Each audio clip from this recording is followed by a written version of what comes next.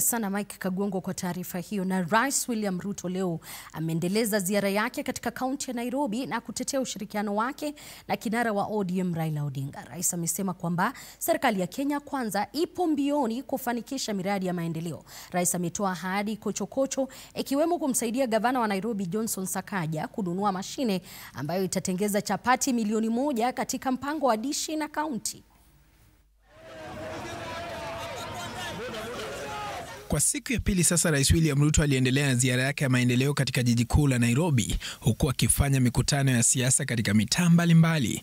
Rais akitetea ushirikiano wake na kinara wa ODM Raila Odinga, akisema azma yake ni kuliunganisha taifa. Kenya ni ya muhimu kuliko mambo ya kugawanya wa Kenya kwa misingi ya chama ama kabila ama dini ama sehemu ama jinsia zingine.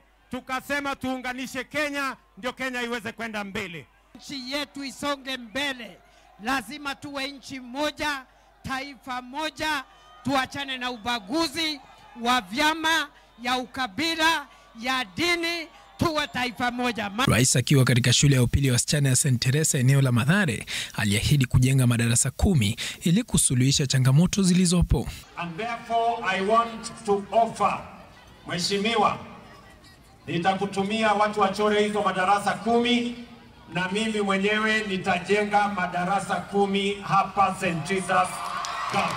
Isitoshe, Rais hakusita kutoa ahadi kochokocho kwa wakazi wa jiji la Nairobi, hasa wanafunzi. Rais Ruto aliahidi kumpiga jeki gavana wa Nairobi Johnson Sakaja katika mpango wake wa dishi na kaunti na kuahidi kununua mashini itakayoivisha chapati milioni 1.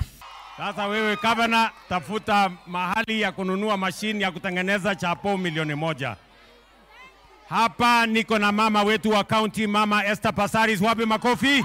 Kulingana na Sakaja, mpango wake wa dishi na kaunti unawalisha wanafunzi 300,000. Mpango huu ambao ulizinduliwa Juni mwaka 2023 umekuwa ukiwalisha wanafunzi wa shule ya msingi ya umma na pia watoto wa chekechea. Paul Kirobi, TV47, Nairobi.